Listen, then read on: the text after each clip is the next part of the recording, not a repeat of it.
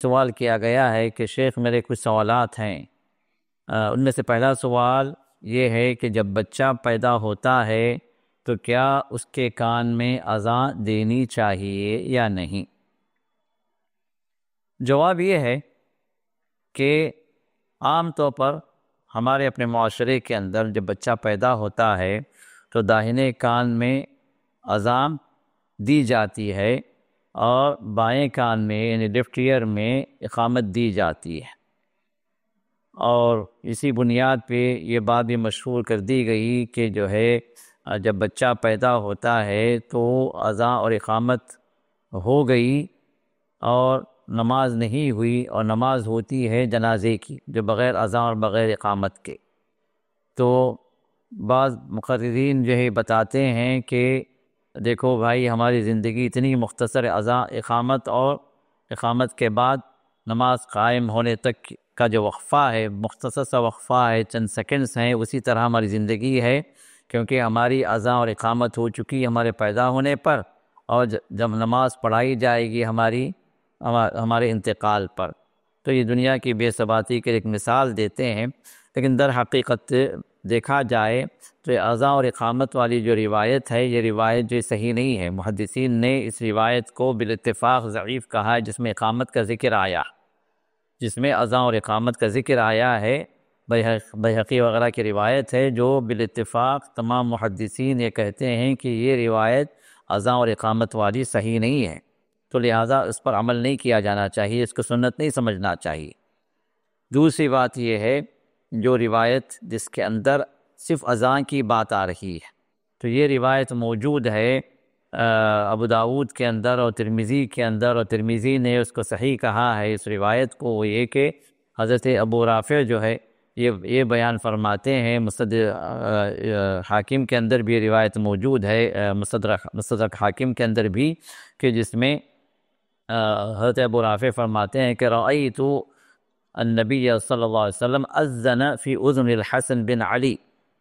اور ایک روایت میں حسین بن علی کا بھی ذکر آیا ہے کہ میں نے محمد رسول اللہ صلی اللہ علیہ وسلم کو حسن بن علی یعنی آپ کے نواسے ان کے کان میں اذان دیتے ہوئے دیکھا۔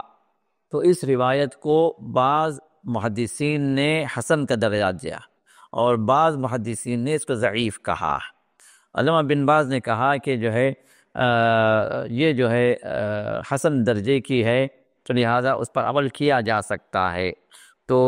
معلوم یہ ہوا کہ اب کوئی انسان اذان بھی دے رہا ہے، جسے داہنے کان میں اذان دیا اور بائیں کان میں اقامت کہہ دیا، تو ہم اس کے بارے میں کہیں گے یہ ایسی کوئی حدیث ثابت نہیں ہے، تو اس لیے آپ نے جو کام کیا ہے وہ سنت سے ثابت نہیں ہے۔ دوسرا، وہ بندہ جس نے صرف اذان دیا، اس کے داہنے کان کے یا داہنے طرف کھڑے ہو کر بچے کی طرف اذان کے کلمات کہہ دیے لیکن اقامت نہیں دی، تو ہم یہ کہیں گے کہ وہ حدیث جو مستدرک حاکم کے اندر ہے، اور اس کو جو ہے ابو داود کے اندر بھی اور ترمذی کے اندر بھی وہ مذکور ہے، تو یہ روایت جو ہے بعض محدثین کے اعتبار سے حسن کے درجے کی ہے، اس پر یہ قابل عمل ہے۔ آپ نے جو قابل عمل کام کیا ہے تو اس اعتبار سے آپ سنت کی موافقت آپ نے اختیار کی ہے، تو لہٰذا انشاءاللہ اس میں آپ کے لیے اجر ہوگا انشاءاللہ۔ اب رہا تیسرا آدمی، وہ جس نے بچے کی پیدائش پر نہ اس نے اذان کہی نہ اس نے اقامت کہی،